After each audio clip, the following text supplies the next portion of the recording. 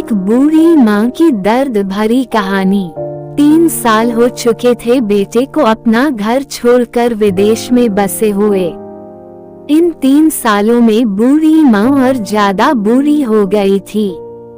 75 वर्ष की उम्र में सुलेखा देवी की याददाश्त काफी कमजोर होती जा रही थी। उन्हें रोजमर्रा की चीजें याद ना रहती, लेकिन जो उन्हें हमेशा याद रहता वह था उनका बेटा। दिन हो या रात, एक पल भी ऐसा ना होता जब उन्हें अपने बेटे की याद ना आती। दूसरी तरफ बेटा था जो साल भर में एक आध बार अपने माँ को फोन कर लिया करता और 1-2 मिनट से ज्यादा बातें भी ना किया करता। फिर भी यह बूढ़ी माँ टकटकी लगाए अपने बेटे का इंतजार करती रहती। एक दिन बेटे का विदेश से फोन आया। हेलो हेलो, सुन रही हो ना माँ? सुमित बोल रहा हूँ, तुम्हारा बेटा। कैसी हो माँ? मैं ठीक हूँ बेटा, तुम बहू और मेरा पोता कैसा है? माँ ने पूछा।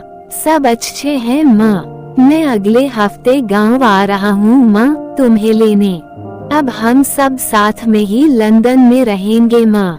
तुम्हारी बहू कह रही थी माँ को यहाँ पर लेकर आओ, बेचारी अकेली वहाँ परेशान होती होगी। बेटे ने कहा। माँ की बूढ़ी सूखी आंखें आंसुओं से भीग गई। उसके कमजोर शरीर के नस नस में खुशी की लहर दौड़ गई। बेटे और बहू का अपने प्रति प्रेम देखकर माँ का मन खुशी से भर आया।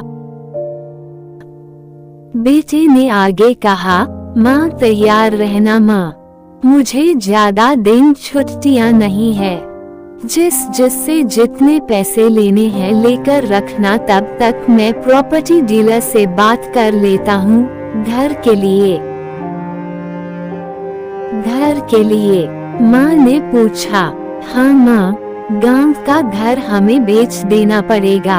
अब हम साथ में ही रहने वाले हैं तो वहाँ पर घर रखने का कोई मतलब नहीं है माँ, बेटे ने कहा। बुढ़ापे की वजह से ठीक से चलने में असक्षम माँ ने पूरे मोहल्ले में घूम घूम कर अपनी इस खुशखबरी को सबको सुनाया। सभी को खुशी हुई, सबको लगा माँ जी के आखिरी दिन अपने परिवार के साथ खुशी से बीत जाएंगे। घर वापस आकर माँ ने अपने घर के कोने कोने को ऐसे देखा जैसे वह अपने दूसरे बेटे को देख रही हो। देखे भी क्यों ना, उस घर को अपने बेटे से कम थोड़ी समझा था। अपने पति के साथ 40 साल यही तो बिताए थे, लेकिन अब मजबूर थी बुढ़ापे के आखिरी साल बेटे और बहू के साथ बिताना चाहती थी। दिल पर पत्थर रखकर घर बेचने के लिए माँ तैयार हो गई।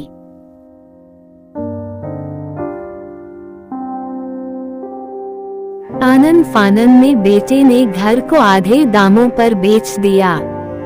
माँ ने ज्यादा नहीं, लेकिन जिन चीजों से दिल लगा था उन चीजों को समेटा और बेटे के साथ टैक्सी में बैठकर एयरपोर्ट के लिए चली गई।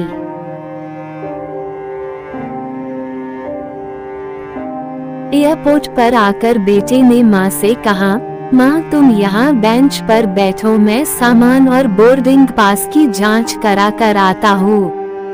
वहाँ वक्त लगता है और खड़ा रहना पड़ता है, तुम्हें तकलीफ होगी। तुम यही आराम करो, मैं यूं गया और यूं आया।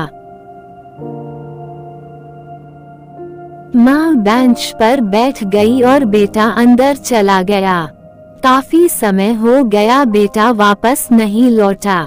माँ सोचने लगी, ज्यादा भीड़ होगी इसलिए देर लग रही होगी। अंधेरा होने को आया, अब तो लोगों की चहलकदमी भी कम होने लगी।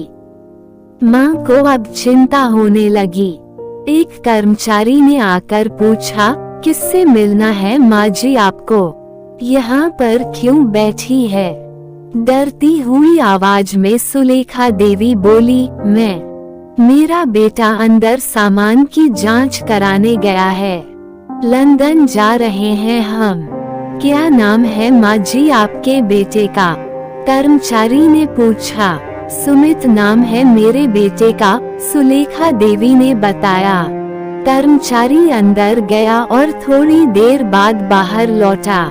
उसने सुलेखा देवी से कहा, माँ जी लंदन जाने वाली फ्लाइट तो दोपहर में ही जा चुकी है और आपका बेटा भी उस फ्लाइट में बैठकर लंदन जा चुका है। अब आपके यहाँ बैठने का कोई मतलब नहीं है। आप भी अपने घर चली जाइए। क्या जा चुका है और मैं घर जाऊं? घर। माँ की आंखों से आंसुओं के सैलाब उठने लगे। जैसे तैसे माँ घर पहुँची, जो अब उसका था ही नहीं, बिक चुका था। वो वही बरामदे में तुलसी के पास सो गई। घर के नए मालिक को उस पर दया आई तो एक कमरा किराए से उसको दे दिया। पेंशन के पैसों से खाना और किराए का बंदोबस्त हो जाता था। दिन बीतने लगे। कुछ दिनों बाद घर के नए मालिक ने सुलेखा देवी से कहा, माँ जी आप अपने रिश्तेदारों के यहाँ पर जाकर क्यों नहीं रहती है? इस उम्र में आपके लिए वही अच्छा होगा। अच्छा तो होगा, लेकिन अगर मेरा बेटा वापस आया तो उसका ख्याल कौन रखेगा? मेरा बेटा बहुत भोला है, उससे अपना ख्याल रखना बिल्कुल नहीं आता। मैं कहीं नहीं जाऊंगी, क्या पता कब उसे मेरी जरूरत पड़ जाए। माँ ने कहा। दोस्तों, सच बता रहा हूँ, माँ की ऐसी बातें सुनकर मेरी आंखों में आंसू आ गए। किसी ने सच ही कहा है, पूत कपूत हो सकता है लेकिन माता कभी कुमाता नहीं होती। दोस्तों, आप सभी से हाथ जोड़कर विनती करता हूँ, अपने माता पिता की जितनी हो सके सेवा करना। उनके साथ कभी बुरा बर्ताव मत करना।